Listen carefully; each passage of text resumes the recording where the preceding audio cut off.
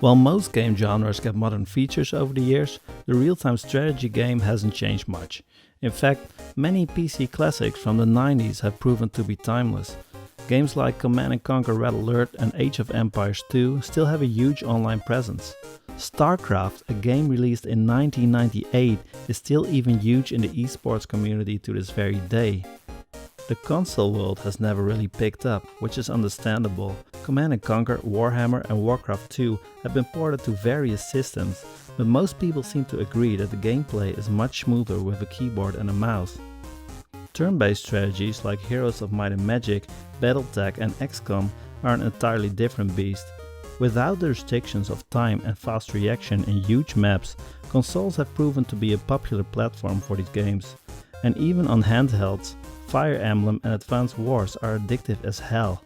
In fact, Fire Emblem Awakening for 3DS is stated in the Guinness Book of Records as most critically acclaimed handheld turn-based strategy game of all time.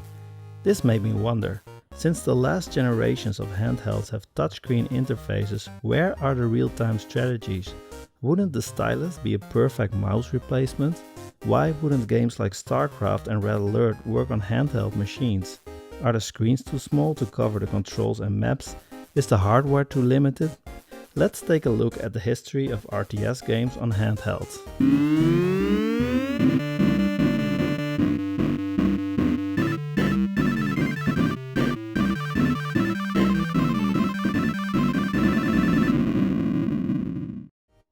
As with all things, people seem to argue what the definition of a true RTS is.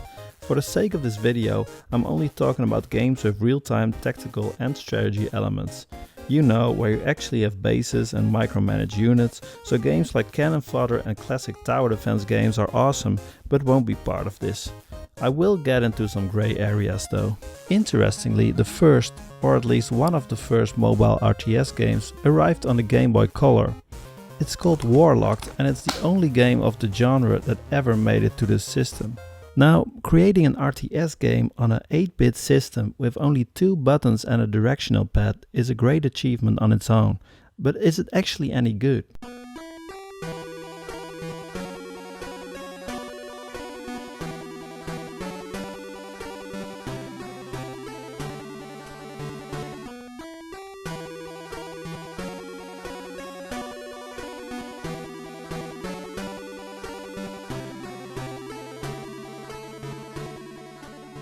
Well, yes it is. Warlocked has 2 races, beasts and humans, which each have their own campaign, and there are 3 different environments to which the base adapts. Warlocked actually has everything you'd expect from an RTS. Base building, grunts for wood chopping and gold mining, various battle units and even a hero system that can summon 27 different wizard units. Wizards have special capabilities, like sleep wizards to make the enemy fall asleep, Bombard, which turns enemies into bombs that can easily kill your own army if you don't watch out. There's even a poison wizard and a disease wizard, which infects everyone, including your own. So you have to use your stealth skills to infect the bad guys only. It's very creative. The most useful unit is probably the Elven Wiz for humans and the Necromancer for the beasts. It can turn any allied or enemy unit into an archer that will fight for you. The most devastating unit you can get is a dragon. To obtain it, you have to find a dragon egg, which will hatch a baby dragon. If you manage to get the baby into your base, it will grow up to become your personal killing machine. The music in this game is just great. Even more impressive is the spoken sound the game uses. The actors really gave it everything they got.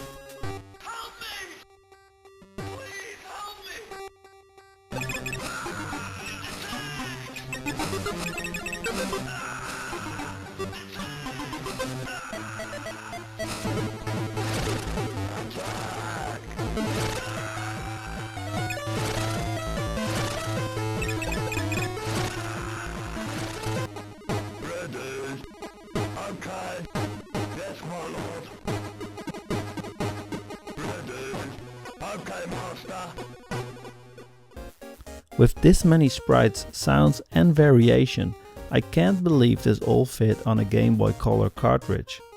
The game offers multiplayer maps as well, and while the campaign gets addicting quickly, I can only imagine how cool it would be to play an RTS on the go back in 2000, but good luck finding someone to test this in 2018. There's only one negative I can think of. The AI can get stuck a lot.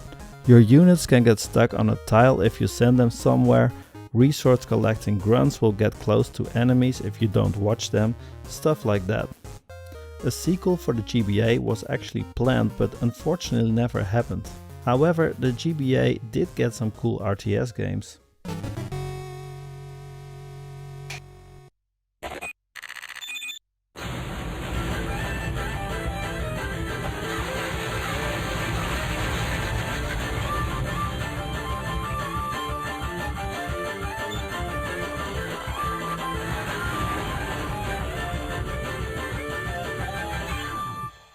Unsurprisingly, Mech Platoon is based around mech armies. There are 3 factions, Leon, Minus and Trampler. The graphics of this game are very bright and high in contrast, which I guess is necessary on a non-backlighted 2001 Game Boy Advance. To start off with the bad, Mech Platoon's AI might be even worse than Warlocked. I mean, you have to check if the units are not getting stuck all the frigging time, and they tend to take the dumbest routes you can imagine. Then the music sounds like it could come from the original Game Boy. It gets pretty annoying after a while.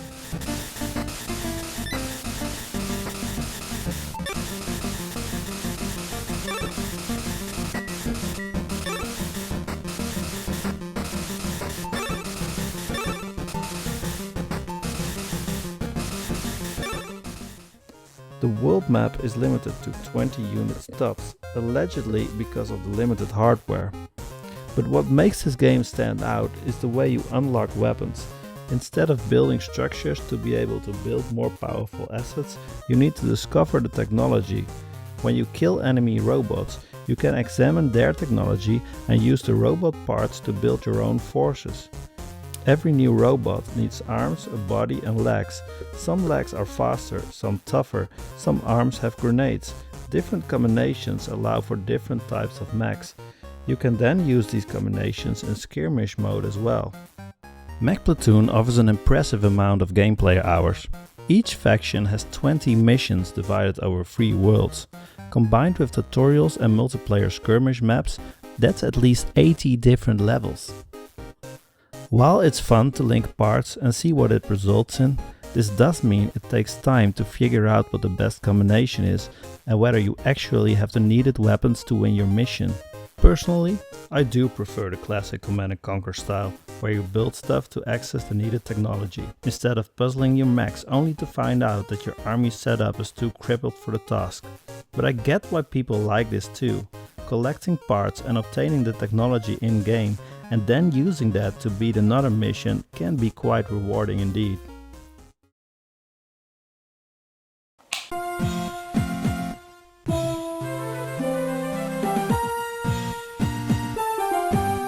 Napoleon was initially only released in Japan on January 2001.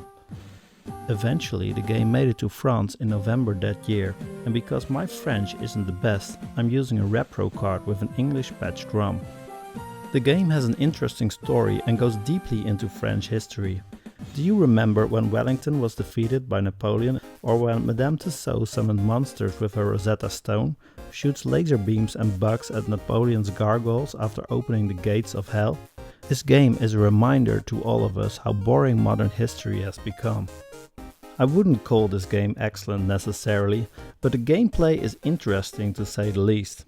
Napoleon is basically your cursor and the unit at the same time. You can take it wherever you want. You can send it to your troops to tell them where to go, to join a formation or attack a unit or capture a base.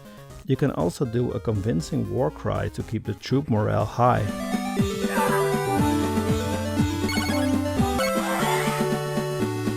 The goal here is to take your troops to the enemy fortress and take it over.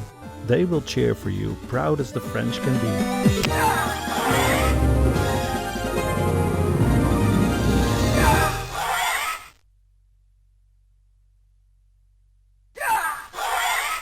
Afterwards, you can share your experience points evenly over the generals you have acquired during the campaign to make them stronger. Each base you capture will grant gold to train more troops. Napoleon really is a one-of-a-kind game. There's no resource gathering, no structures other than your base, but still the game feels like a proper RTS because the missions are similar. You have to train units and come up with a strategy to wipe out the enemy. And because of the small scope of this game, it works well on the GBA. The story is very Japanese. It might disappoint historians and surprise people who assume the game's theme is boring. In the next part, we'll take a look at the DS games. Be sure to subscribe so you don't miss that or any other future video. Thank you.